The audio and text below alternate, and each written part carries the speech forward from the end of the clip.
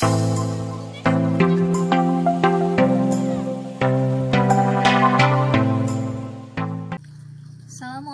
warahmatullahi wabarakatuh. Hello guys, long time no see. I hope all of you doing well. Okay, now today we can continue our lesson. And before that, come on, raise up your hand. Let's pray together. Okay, come on, hurry up. Okay, Bismillahirrahmanirrahim. Rabbi zidni ilma warzuqni fahman. Ya Allah, give me knowledge and understanding. Amin. Okay, now we can continue our lesson about social integration. But before that, please prepare your book and your tools so you can write down our key. Okay? Okay. Now, let's start our lesson. Okay, social integration in our language we call it integrasi sosial. Okay, ya. Jadi kita menyebut itu adalah integrasi sosial. Integrasi sosial itu apa? Integrasi sosial adalah kesempurnaan atau keseluruhan. Nah, artinya apa? Dalam hal ini, integrasi sosial adalah proses penyesuaian atau proses persatuan semua unsur-unsur yang berbeda yang ada dalam masyarakat. Sehingga nanti ketika disatukan apa? Terbentuklah sebuah keharmonisan. Oke? Jadi, yang dimaksud dengan proses integrasi sosial adalah proses penyempurnaan, proses persatuan semua unsur-unsur yang berbeda dalam masyarakat. Jadi ingat, apa kata kunci sosial integrasi? Apa? Penyeluruhan atau persatuan. Nah, kalau misalnya kita lihat, kenapa proses integrasi sosial ini sangat penting kita bahas khususnya dalam masyarakat kita yang notabene-nya adalah masyarakat yang multikultural. Nah, kalau misalnya pernah kita bahas pekan lalu tentang konflik sosial. Konflik sosial adalah sebuah keniscayaan kan yang terjadi dalam masyarakat. Jadi nggak mungkin dalam masyarakat itu tidak ada konflik. Nah, untuk menghentikan konflik atau untuk meminimalisir, untuk menyelesaikan permasalahan konflik sosial yang ada di masyarakat, dibutuhkan kesadaran dalam masyarakat untuk apa? Untuk membentuk sebuah proses integrasi atau proses persatuan. Ya, ingat kata kuncinya apa? Dalam integrasi sosial, persatuan. Nah, oke, ada beberapa syarat yang harus ada dalam masyarakat tersebut apabila masyarakat itu ingin membentuk sebuah proses integrasi. Yang pertama apa? Yang pertama, adanya konsensus dalam masyarakat. Konsensus dalam masyarakat itu apa? Kesepakatan bersama dalam masyarakat. Kesepakatan bersama dalam masyarakat akan penyatuan unsur-unsur yang berbeda. Kita ketahui masyarakat itu terdiri dari manusia-manusia kan. Kita aja nih dalam satu kelas yang hanya terdiri dari 11, 12 sampai 16 orang, ya kan? Masyarakat komunitas kelas IPS kita itu memiliki pemikiran yang beda-beda. Dan bahkan sering sekali di antara kita terjadi gesekan-gesekan atau konflik-konflik yang terjadi di dalam kelas. Nah, apalagi kalau misalnya kita berbicara skup masyarakat yang terdiri dari beragam manusia yang pastinya berbeda-beda. Oke, jadi perlu terbentuknya apa? Yang pertama adalah konsensus, kesepakatan bersama atas segala sesuatu. Yang kedua apa? Yang kedua, anggota-anggota masyarakat itu merasa bahwa apa? Mereka itu berhasil saling mengisi apa ya? Kedudukan satu sama lain. Kayak misalnya kebutuhan nih. Setiap kita kan punya kebutuhan ya. Kalau misalnya kita belajar ekonomi, manusia itu memiliki beraneka ragam kebutuhan. Nah, setiap kebutuhan itu kan pos-posnya diisi oleh orang-orang lain. Jadi kita kan sebagai masyarakat sosial, sebagai individu sosial, kita nggak bisa hidup tanpa orang lain. Kayak misalnya kita makan nih, kita butuh petani yang nanam beras, kita butuh nelayan yang nangkap ikan, kita butuh peternak untuk ayam dan sebagainya. Kita nggak bisa melakukan itu sendiri. Oh, teacher, saya punya tanah luas, saya bisa bertani, saya bisa berternak, Tapi kan nggak mungkin segala sesuatunya itu, kebutuhan kita itu kita cukupi dengan diri kita sendiri kan, makanya kita butuh orang lain. Nah, kesadaran seperti ini, kesadaran bahwa kita butuh orang lain, ada pos-pos kebutuhan yang memang harus saling sama-sama mengisi. Pedagang butuh pembeli, pembeli butuh pedagang, pemerintah butuh rakyat, rakyat butuh pemerintah. Nggak ada pemerintah tanpa rakyat, atau masyarakat tanpa ada pemerintahan akan kacau balau. Makanya adanya kesadaran, perlu adanya kesadaran bahwa kita itu saling membutuhkan satu sama lain. Oke, kita lanjut ya yang ketiga. Nah, jadi tadi ada berapa? Ada 3 syarat kan? Yang pertama apa? Yang pertama, adanya konsensus dalam masyarakat. Apa itu konsensus? Konsensus adalah kesepakatan bersama. Yang kedua, apa? Masyarakat menyadari perannya masing-masing dalam memenuhi kebutuhan masing-masing. Jadi saling melengkapi. Kita paham tuh, tiap-tiap kita nggak bisa mencukupi kebutuhan masing-masing. Jadi butuh orang untuk melengkapi pos-pos yang kurang itu. Nah, yang ketiga adalah kita atau sebagai masyarakat harus menjalankan norma-norma yang berlaku. Apa itu norma? Ingat dong. Ingat ya. Ingat, itu pelajaran kita di kelas 4 yang waktu setahun yang lalu. Apa itu norma? Norma adalah aturan-aturan. Jadi salah satu syarat terbentuknya integrasi sosial yang ketiga adalah masyarakat menjalankan norma-norma atau aturan-aturan yang berlaku. Nah, ini penting untuk apa? Biar interaksi yang terjadi antara satu dengan lain itu berjalan dengan sempurna. Contohnya kayak misalnya kita sebagai muslim itu kan dilarang nih, kita nggak boleh makan babi, nggak boleh makan kayak hewan-hewan pengerat, terus nggak boleh makan hewan-hewan yang bertaring, ya kan, yang berkuku tajam. Kenapa kita nggak boleh memakan hewan-hewan yang udah tadi teacher sebutin? Kalau misalnya zaman dulu orang paling ngomongnya apa? Islam itu terlalu membelenggu. Enak tahu, ini ada manfaatnya tahu. Kelelawar ada manfaatnya, ini ada manfaatnya. Nah, baru kan kita ketahui zaman sekarang itu ternyata Islam melarang hal itu karena memang ada banyak mudarat yang akan kita dapat apabila kita mengkonsumsi daging-daging tersebut. Contohnya kayak misalnya nih, yang sekarang lagi booming banget. Kasus apa? Yang bikin kita terpisah jarak seperti ini. Kasus apa? Corona. Kalian tahu kan si kecil virus corona itu apa?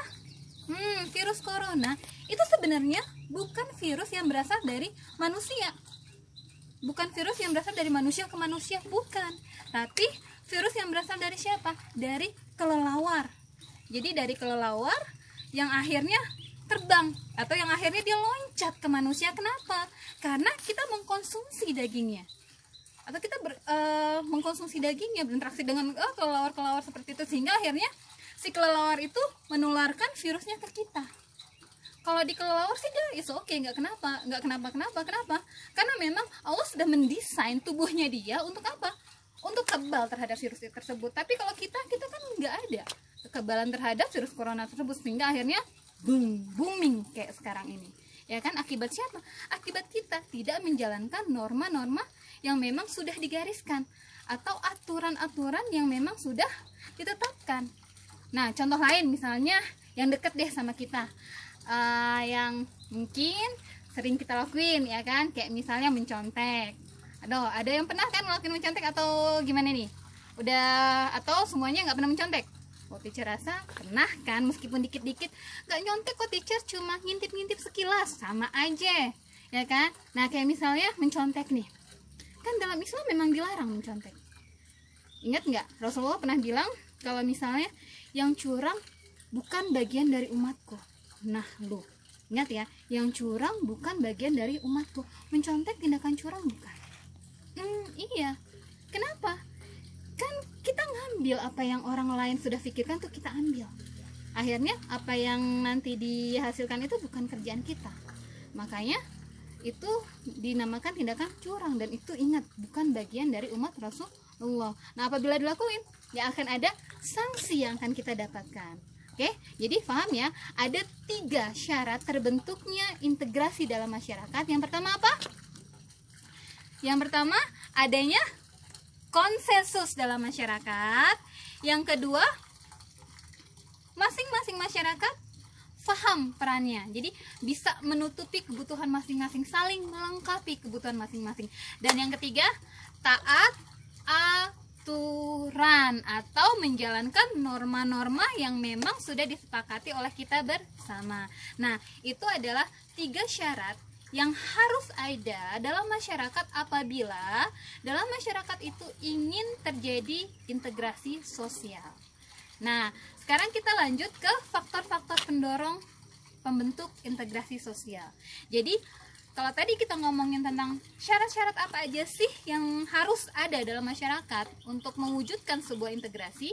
Nah, sekarang kita lihat ada faktor-faktor pendorong pembentuk integrasi sosial.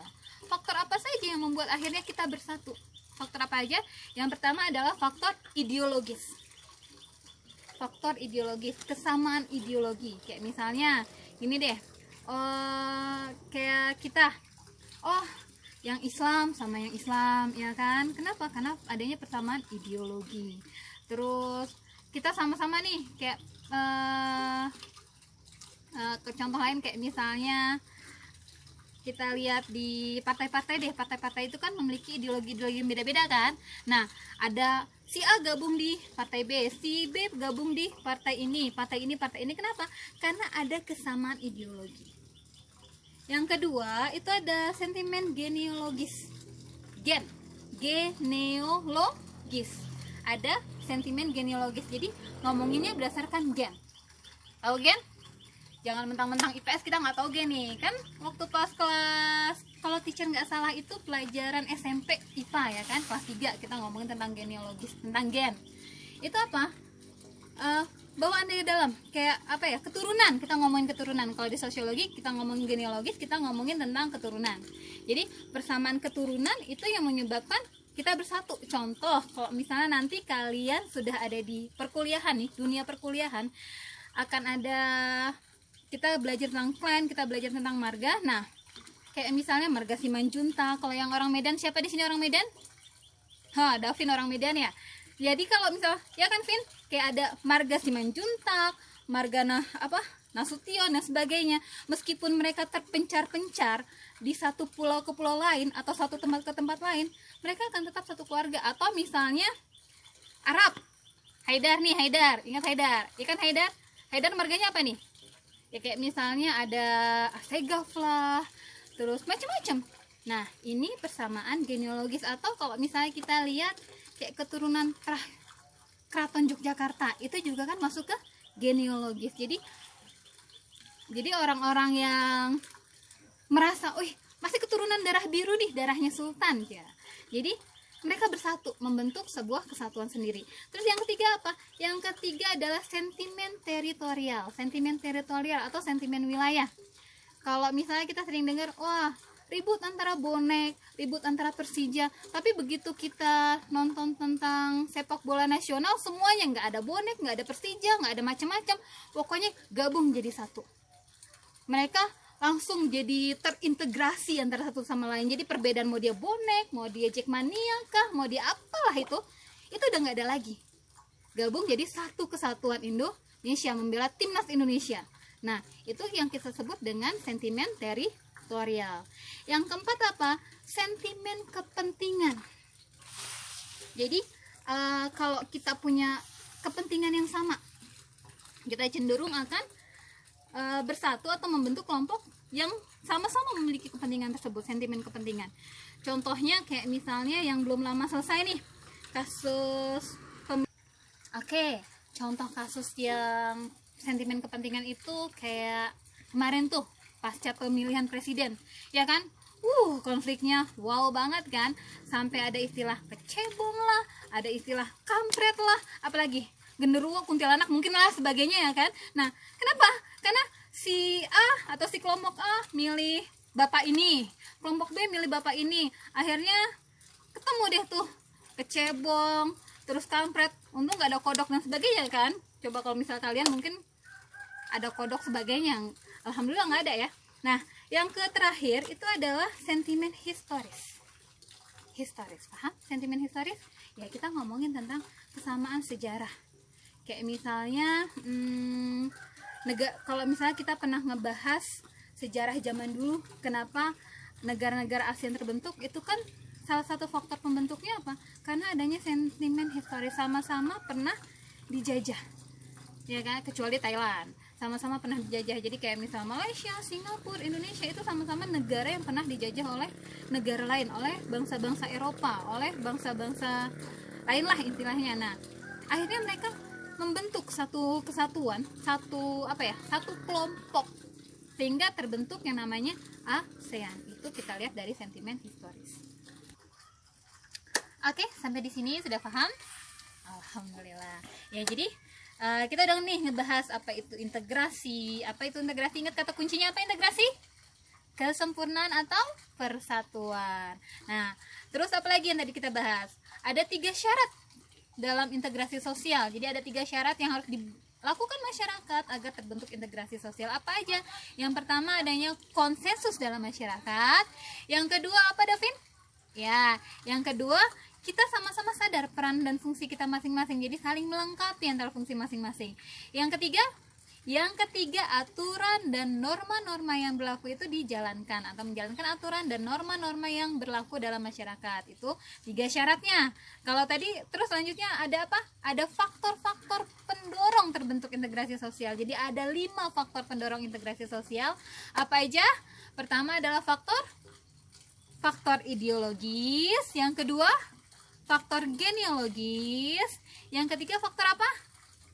Ya, faktor teritorial. Terus yang keempat, faktor apa yang keempat? Faktor sentimen kepentingan. Terus apalagi yang terakhir? Yang terakhir kita ngomongin tentang sentimen historis. Paham ya sampai sini? Paham? Oke, nah kalau kalian sudah paham sekarang, oke, siapkan kertasnya, ambil alat tulisnya. Come on, ayo jangan lama-lama, kan tadi udah disuruh siapin di sampingnya. Sudah? Sudah siap? Oke. Pertanyaan pertama. Oke, pertanyaan pertama, jelaskan apa yang dimaksud dengan integrasi sosial. Oke, jadi nomor 1, jelaskan apa yang dimaksud dengan integrasi sosial. Sudah? Ayo, hurry up. Cepat. Udah belum? Oke. Nomor 2, sebutkan 3 syarat terbentuknya integrasi sosial di masyarakat. Oke. Jadi nomor 2, sebutkan 3 syarat terbentuknya integrasi sosial di masyarakat. Sudah belum? Ayo dong, cepetan. Udah? Oke. Nomor berapa selanjutnya nomor? Nomor 3. Tenang, masih banyak nomornya.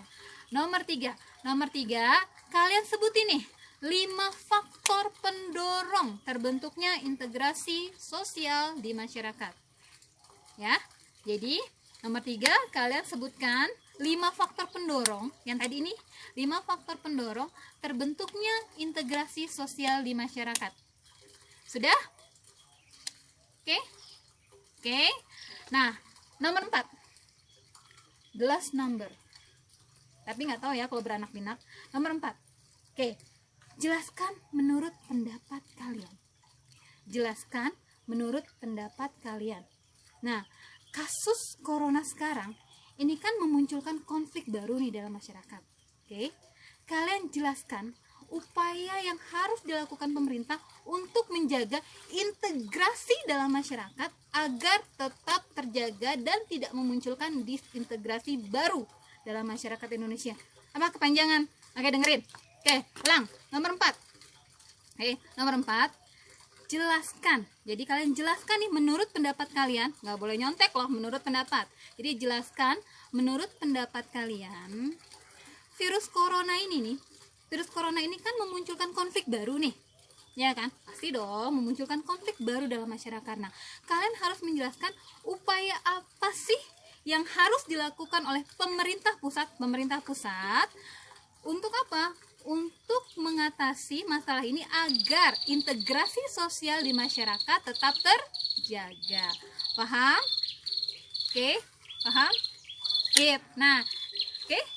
Oke. Ditulis ya. Jangan lupa kalian upload di Classroom. Teacher tunggu loh jawabannya. Oke? Oke.